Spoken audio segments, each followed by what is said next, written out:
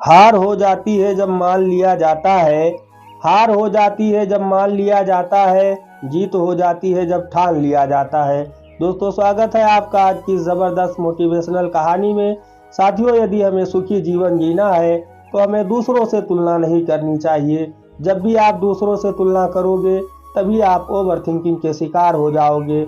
अगर दूसरा व्यक्ति आपसे नीचे लेवल का है तो आपके मन में खुशी होगी और आप इस खुशी में आलसी की जीवन जीने लगोगे। और यदि तुलना करने वाला व्यक्ति आपसे ऊपर लेवल का है, फिर आप अपने आप को निगेटिव सोच में डाल दोगे और दोनों ही स्थिति हम सभी के जीवन के लिए नुकसानदायक है। हमें अपने वर्तमान स्थिति से संतुष्ट रहना चाहिए, लेकिन इसका मतलब ये नहीं है कि हमें आगे बढ़ने के लिए प्रयास नहीं करनी चाहिए। जिस प्रकार चिंता और चिंतन दोनों शब्दों में अंतर है, ठीक उसी प्रकार आलस और संतुष्टि में दोनों में अंतर है। अगर हम अपने वर्तमान स्थिति से संतुष्ट हैं तो हम आगे बढ़ने का प्रयास पूरे मन से करेंगे और उसमें सफलता भी मिलेगी। यदि हम अपनी वर्तमान स्थिति से संतुष्ट नहीं रहते हैं तो हमारा किसी भी अन्य कामों में मन नहीं लगेगा और हम आगे नहीं बढ़ सकते हैं। इसलिए जीवन में संतुष्टि और आगे बढ़ना एक दूसरे का सहयोगी शब्द है। आप सोच रहे होंगे कि शब्दों से हमें क्या लेना है। दोस्तों, मैं चाहता हूँ कि आप हमेशा जीवन में आगे बढ़ें, इसलिए मैं आपके लिए अच्छे अच्छे मोटिवेशनल और प्रेरणादायक कहानी लाता रहता हूँ। क्योंकि जब आप अपने वर्तमान स्थिति से संतुष्ट होंगे तभी आपके अंदर एक आशावादी विचार उत्पन्न होगा। जब आप अपनी ज़िंदगी से असंतुष्ट रहेंगे तो आप कोई भी नया विचार नहीं अपना सकते हैं। इसलिए मैं आपके साथ आज एक अच्छी मोटिवेशनल कहानी शेयर कर रहा हूँ जो आपके लिए काफ़ी लाभदायक हो सकती है। ये कहानी है एक पत्थर तोड़ने वाले व्यक्ति की मोटिवेशनल कहानी। एक व्यक्ति रोज पत्थर तोड़ने का काम करता था। वो घर से थोड़े दूर बड़े से पर्वत के पत्थर तोड़ता और अपना जीवन यापन करता। एक दिन उस व्यक्ति ने सोचा कि क्या हम जीवन भर यही काम करते रहेंगे? क्या हमारे ज़िंदगी में कभी आराम नहीं मिलेगा?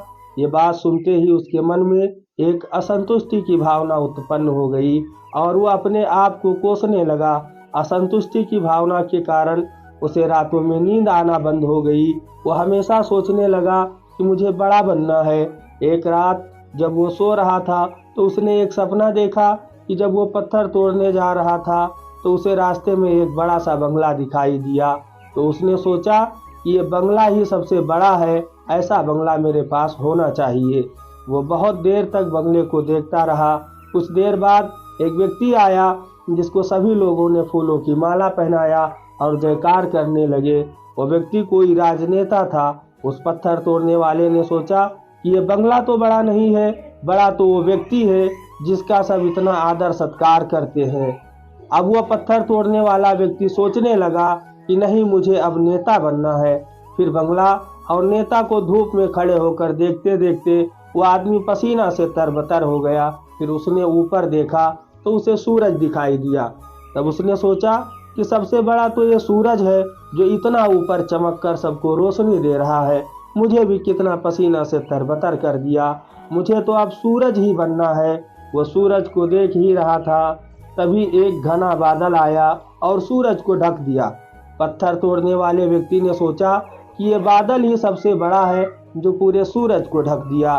वो व्यक्ति बादल को देख ही रहा था कि हवा का एक झोंका आया और बादल को दूर लेकर चला गया। पत्थर तोड़ने वाला व्यक्ति देखता रह गया कि ये क्या हो रहा है। हवा का झोंका बादल को उड़ा के चला गया।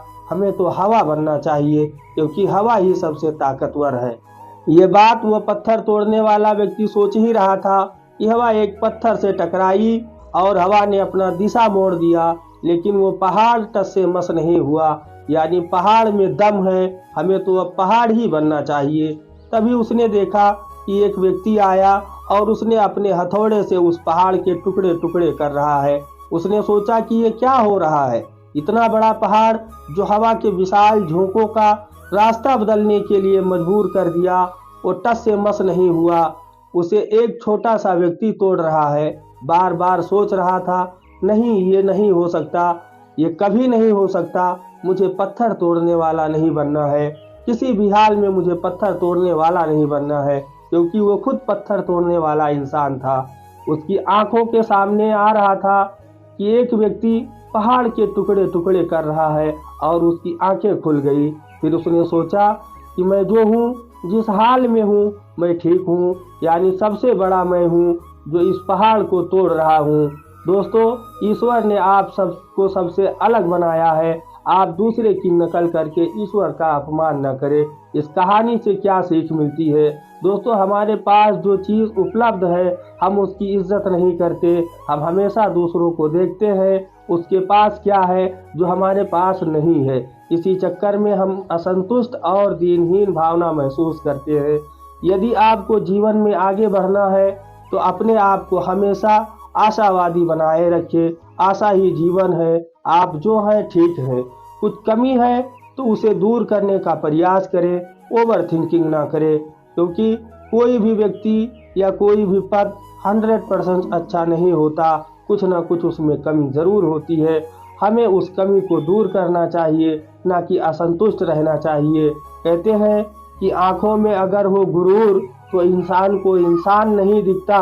आँखों में हो अगर गुरूर तो इंसान को इंसान नहीं दिखता। जैसे छत पर चढ़ जाओ तो अपना ही मकान नहीं दिखता। इसीलिए आप जैसे भी हो, जिस हाल में भी हो, आपको खुश और संतुष्ट रहना चाहिए और जीवन में आगे बढ़ने का हमेशा प्रयास करते रहना चाहिए। आपको कभी रुकना नहीं है। ठहरा हुआ पानी बहुत जल्दी गंदा हो जाता है और बहता हुआ पानी कभी भी गंदा नहीं होता है। इसलिए आपको हमेशा पानी की तरह बहते रहना है, आगे की ओर बढ़ते जाना है। तो दोस्तों, उम्मीद करता हूँ कि ये कहानी आपको पसंद आई होगी। आपका बहुमूल्य समय देने के लिए बहुत बहुत धन्यवाद। जय हिंद, जय भारत।